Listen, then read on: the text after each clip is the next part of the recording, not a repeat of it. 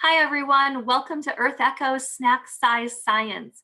My name is Susan and I'm here today to talk about the importance of water quality and how you can monitor it. There are a lot of people online right now, so I just want to say that if we experience technical issues, it's simply because there are a lot of people accessing the internet right now. Also, this video is being recorded, so it will be available to watch again right here on EarthEcho's YouTube channel. So let's get started with wading into water quality. Here's what you will need today. Okay, so if you have a water sample from a nearby body of surface water, that would be great. You'll be able to test your water right alongside me testing my water, and that water can be fresh water or salt water. I'm going to be using an EarthEcho Water Challenge test kit. But if you have any other type of water test kit, such as one for an aquarium or a swimming pool, or if you just have some pH paper and a thermometer or some homemade cabbage juice pH indicator, any of those things will let you monitor your water quality. Okay, so today, again, we're going to learn about water quality and why it's important to monitor the health of surface water bodies. I am really excited to share a demonstration with you showing how to test your water, but first I want to start with a question. Why do you think it's important to monitor the quality of our local surface water like streams, rivers, and lakes? And if you're watching live, you can add your comments in the chat window right on YouTube. So why do you think it's important to monitor water quality? That's right. Water quality affects all of the plants and animals that live in the water, and it can even affect people when we play in the water or sustainably eat fish, shrimp, and oysters. And remember, it's up to us to make sure that we impact our water in a positive way. So let's start by thinking about our planet's fresh water as a limited resource. So many of you have probably learned in school that our planet is covered about 70% with water. So I have this large glass measuring cup, and it's filled with 1 liter of water. And this is going to represent all of the water on Earth. Unfortunately, for those of us that depend on fresh water, a lot of this water is actually salt water. So in the comments, go ahead and answer this question. What percentage of all of the water on our planet do you think is fresh water?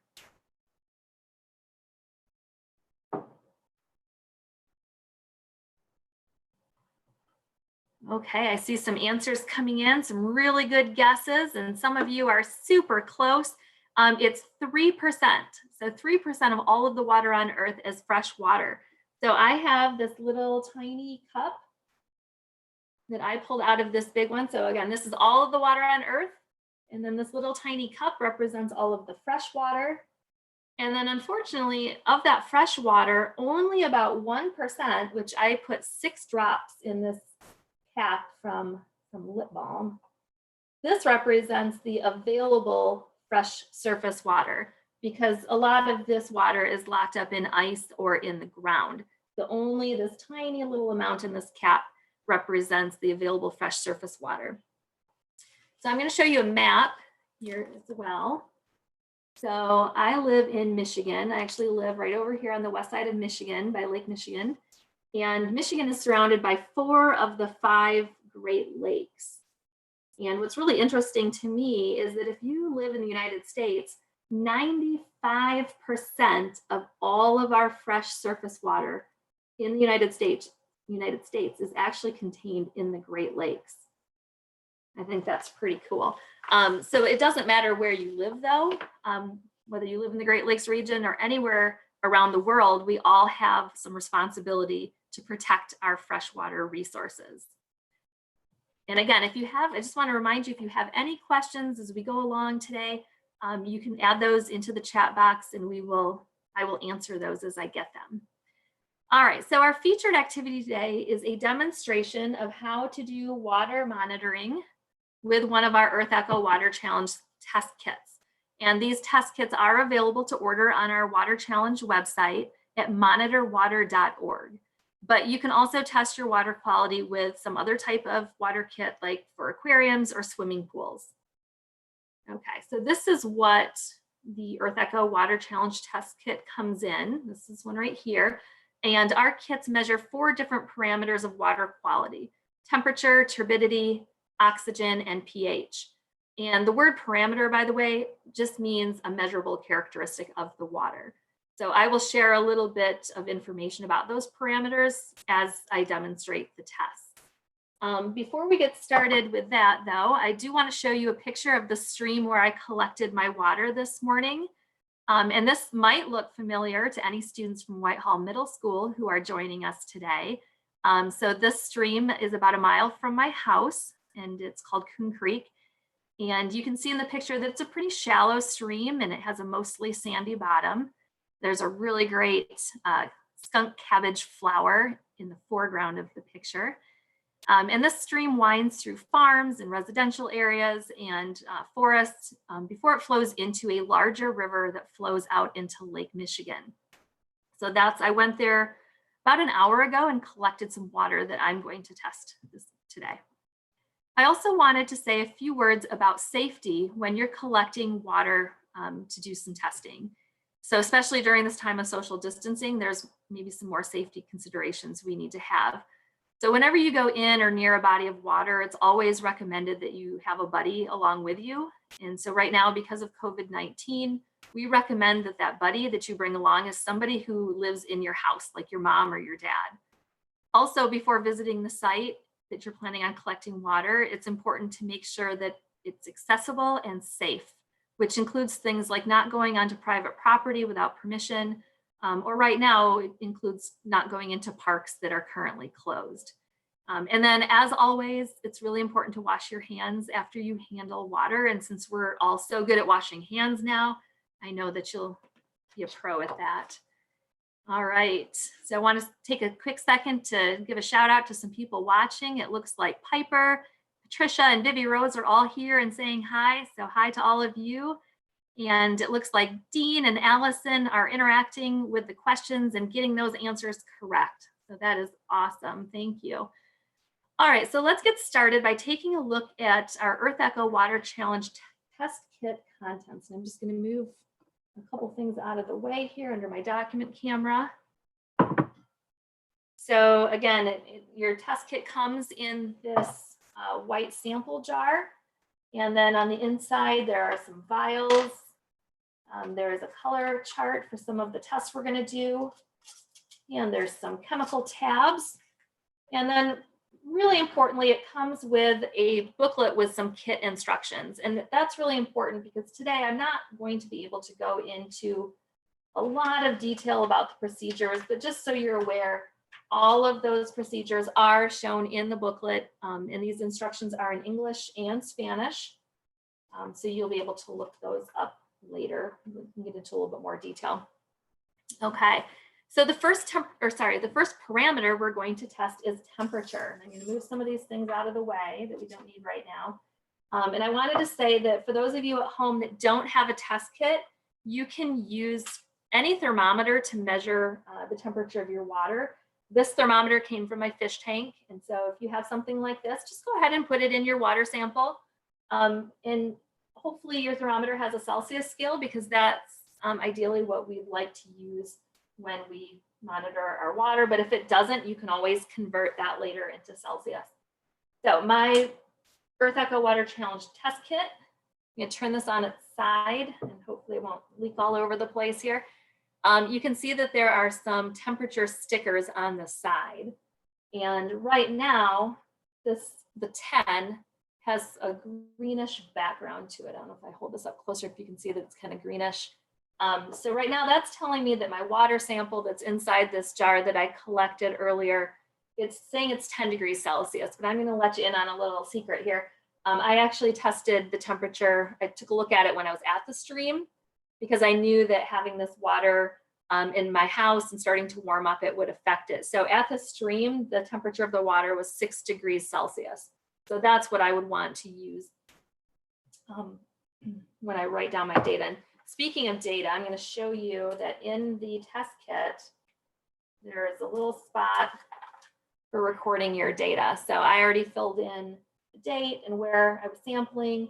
The air temperature was 4 degrees Celsius because again, I'm in Michigan and it is really cold today. And then I would just write down that the water temperature was 6 degrees Celsius. And this data here is just, I did some water testing last week, so I'm going to write it down. If you don't have a data sheet like that, you can simply write down the values that you find today on a sheet of paper. All right, so next we're going to, let's see here, make sure I'm in the right spot. Okay, so the next parameter we're going to test is something called turbidity, and I'm going to take the top off here. And you might be able to see, oh, by the way, turbidity is a measure of how clear or cloudy the water is. So if it is high turbidity, it means the water is cloudy. And I have another question for those of you watching at home. What are some things that might make the water cloudy in a river or in a lake? What are some things that would make it cloudy?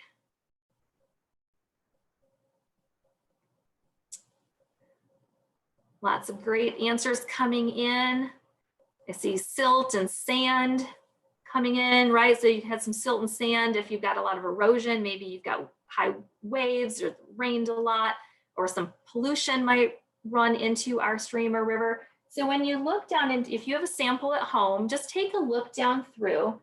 I'll talk about what's at the bottom of mine in just a second, but as you look at your water sample, it's also okay to describe your turbidity with words like clear, slightly cloudy, or very cloudy.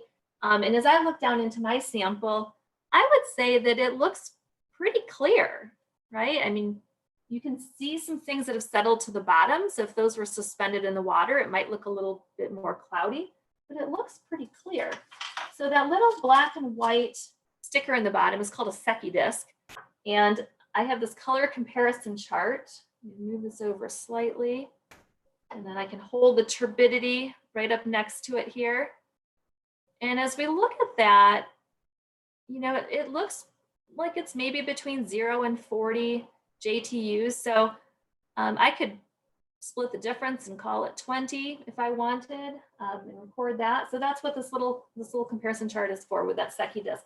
But again, if you don't have a Secchi disc, you can just go ahead and describe your water using words like clear, slightly cloudy, or very cloudy. You don't have to have the Secchi disc. All right, so you folks are doing a great job being water scientists today. Let's move on to parameter 3, which is dissolved oxygen. And we're gonna keep our sample jar open, but we're gonna put a little paper towel down next to it here, because this one can get a little bit messy. Now, for those of you testing your water at home, if you don't have a test kit, this is a parameter that's going to be kind of hard to measure. So you can just watch as I demonstrate this with my test kit. I'm going to take the small vial and put it down in my sample jar and then lift it out carefully so that it's full to the top, and that's going to be important. And then I'm going to find my little test tabs for dissolved oxygen, and I'm going to push out 2 of these. Okay, I don't need the foil, and I'm going to drop these in, and watch as I drop it in. You might see that the water level rises and again really wants to spill out. I'm going to put my cap on. So it's important with this test that you don't get air bubbles in the vial, because as I'm shaking this here, and I'm going to shake it for a couple of minutes until those tablets dissolve. If I had an air bubble in there, that would give an inaccurate reading of dissolved oxygen. And while we're waiting for these tablets to dissolve, let me share a few things about dissolved oxygen. I don't know, can you guys see that that's starting to turn kind of a pinkish color as those are already dissolving? So dissolved oxygen is a measure of how much oxygen is in the water, and the things that live in the water need that oxygen just like we breathe oxygen. A lot of animals have gills that take in that oxygen. And that can come from, the oxygen can come from plants that are undergoing photosynthesis, or it can also come from the churning of the water from waves, or maybe the stream goes over some logs and rocks or some little waterfalls, and so that adds some oxygen to the water as well. By the way, if you have any questions while we're waiting for this color to develop, go ahead and put those in the chat. While we're shaking, this sometimes takes about 4 or 5 minutes for these tablets to dissolve. So we might actually even set this one aside to let the color develop. Okay, so questions coming in. Can rain or debris change the turbidity or the dissolved oxygen? Absolutely, those can make a big difference for both of those parameters. Rain, especially, in a stream or river, is going to cause a lot of erosion.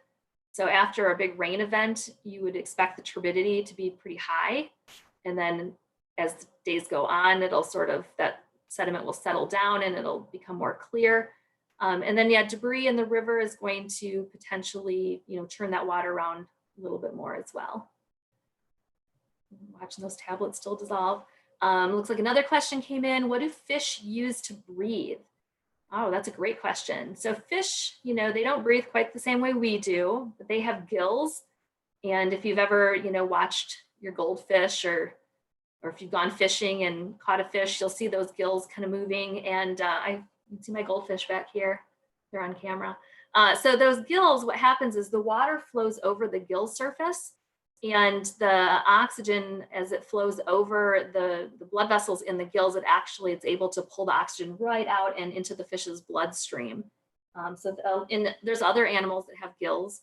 Some of the insects that live in the stream, some of the larval insects, we call those macroinvertebrates, they have gills also. So gills are pretty important. I'm going to set my dissolved oxygen test aside so we can let that finish reacting, because that can take up to 9 or 10 minutes even. And we're going to move on to pH. So some of you at home may have a pH test kit. Just as a reminder, we have a slide up here that we've learned about pH in some of our other snack size science episodes. And pH is a measure of how acidic or basic a solution is. Acids have low pH, bases have high pH, and solutions that are neutral have a pH of 7, which you can see on this slide. Pure water has a pH of 7, but in a river or stream, there are going to be some things that can affect the pH, and that will affect the things that are living in it. So if you're at home and you're testing your water, if you have pH paper, you could just dunk that in your water sample. Or if you got fancy and you made some homemade cabbage pH indicator like Stacy and Vivi Rose made the other day on Snack Size Science, you can use that and try to come up with a value for it. But with our kit, we're going to use this large vial that comes in the kit. And I'm just going to kind of stick that in there and fill it up. A little too much there. Okay, it's tricky to balance that vial without spilling it. And now we need a pH tab. So these look a lot like the dissolved oxygen tabs, but we only need one of these. I'm gonna see the tablet there. There's our pH tablet. And we're gonna drop that in the water. Now this one's not like dissolved oxygen. It doesn't matter that we have some airspace in there. But just like the dissolved oxygen, we're gonna rock it back and forth here until that tablet dissolves. Ooh, it sounds like Piper, who's watching, is learning about invertebrates and vertebrates in science. It's exciting. It's a good thing to know what animals have backbones and which ones don't. Okay. Piper also asked, what does pH stand for? Oh, Piper, I was afraid someone was going to ask that. I think it's French. I'm going to have to look that up, Piper. If you figure it out before me, you put that in the chat. But yes, it has to do with the hydrogen ions in the solution. All right, you can see as I'm shaking this one that this is turning a color, right? What color is this one turning? Greenish, right? So this one, again, we want to do this until the tablet dissolves. And it actually looks like the tablet's dissolved on this. By the way, as we look at our color comparison chart to kind of think about what this is, put it this way so it's not shading it there. In lakes and rivers, fish and macroinvertebrates prefer a narrow range of pH, about 6.5 to 8. So if the water becomes acidic and it falls below 6, it can start to disrupt a fish's slime coat or their reproduction. And you can do some research on fish species native to your region to find out what their tolerance is. So looking at this on our color comparison chart, 7 is a little bit more yellow and 8 is a little bit more green. And so it's hard to tell with the lighting, but it almost looks like it's a little closer to 8, which isn't really surprising for me because in Michigan, we have a lot of limestone rock, and limestone tends to make our water bodies slightly basic, slightly above 7, closer to 8, which is fine because our fish can tolerate that really well. All right, while we have our color comparison chart, let's bring our dissolved oxygen back. And our tablets aren't completely dissolved, but let's go ahead and put that right next to our color comparison chart. And it looks like, what does it look like to you guys? What does it look like for dissolved oxygen there? Yep, I would agree. It looks like it's closer to 8 parts per million. By the way, if you get one of these kits and you are reading this, if you think it looks like it's between 4 and 8, it's okay to pick a number in between there and say, oh, it looks like it's about 6. That's fine. Oh, and it looks like Ryan is watching today and she got the definition of pH correct, potential for hydrogen or power of hydrogen. Thank you, Ryan, for helping me out there. And Dean says this is like checking the pH of your swimming pool. That is true, Dean. That's an important thing to check with your pool water as well. For those of you that maybe have a hot tub, you have to do a lot of water testing with pools and hot tubs for sure. So this pH being closer to 8 is going to make the things living in the water pretty happy, as is the pH being between 7 and 8. So both of those look really awesome. All right. By the way, I did want to add that if you're using a test kit like this, you can actually empty the reagent vials and this sample jar that had our sample back under there. You can actually empty that right down the sink and rinse those out. And I like to leave mine out overnight to dry so they're clean and ready to go the next time I monitor water. All right, so to review, today we tested the water quality of a sample from a local surface water body, and we learned about the 4 parameters of water quality: temperature, turbidity, dissolved oxygen, and pH, and why they are important to the things that live in the water. By the way, if you test more, there are other parameters such as nitrates and phosphates. You can catch some of the macroinvertebrates and analyze which ones you have. You can test things like fecal coliform bacteria. Those are all great additional tests that you can do. Oh, and by the way, I'm getting notification that Piper and Vivi Rose, their observations were spot on with what I came up with here in my house. So good job, Piper and Viv. All right, so if you'd like to order an EarthEcho Water Challenge test kit, you can order those from our website at monitorwater.org. So if you order one of these, it'll come to you pretty quickly and you can monitor your local waterway. And if you want, you can take this a little further. Check out the EarthEcho Water Challenge database on monitorwater.org. It has data from 1.6 million citizen scientists from 146 countries. You can add your water quality data to this website and also explore the data from other people. You can see there's a map behind there that has lots of dots on it, and those represent other streams and lakes that you can check out as well. We also encourage you to think about ways that you can protect your waterway. Right now, even with social distancing guidelines, you could still write a letter to your city council or state legislator, or create an awareness campaign that you share with your friends and other people online. We have lots of great ideas submitted by kids just like yourself on our website. You can also explore more resources from EarthEcho, like the Our Echo Challenge. For more details, visit www.earthecho.org. The deadline for submission is April 21st, which is next week, so don't wait. Also, be sure to subscribe to EarthEcho's YouTube and social media channels to catch all of our virtual programs this month. This video has been recorded and you can watch it again right here on EarthEcho's YouTube channel. Feel free to share this with any other teachers or families that may be interested. While you're on our website, if you'd like to support our programs, please consider making a donation. We've been working hard to switch a lot of our programs over to virtual resources for teachers and families. So we appreciate those donations. Thank you so much for stopping in for some snack-sized science. I hope you've had fun and learned something along the way. From all of us here at EarthEcho International, stay safe and keep exploring. Bye.